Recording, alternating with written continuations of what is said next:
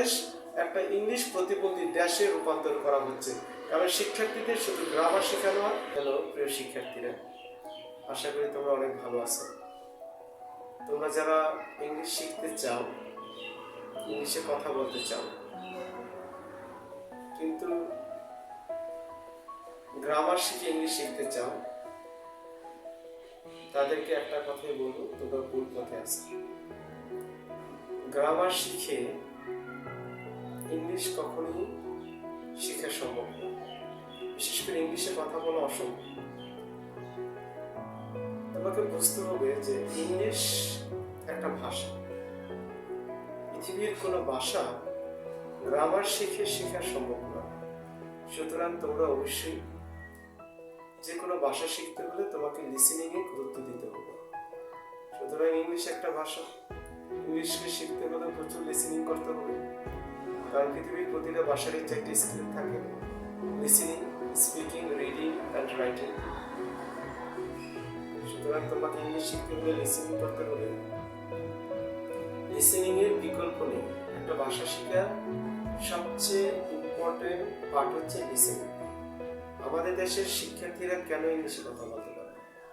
কারণ তারা আমাদের প্রথম দুইটা স্কিলকে তারা স্কিপ করে, লিসেনিং, স্পিকিং। তারা লিসেনিং এবং স্পিকিংকে অ্যাভয়েড করে তারা রিডিং এবং রাইটিং এই দুটার প্রতি এত গুরুত্ব দেয় ভাষাটা শেখার জন্য, যার ফলশ্রুতিতে তারা মাস্টার্স কমপ্লিট করার পরও ইংলিশে কথা বলতে পারে না। অথচ একটা ভাষা শেখার মূল পার্ট হচ্ছে লিসেনিং এবং স্পিকিং।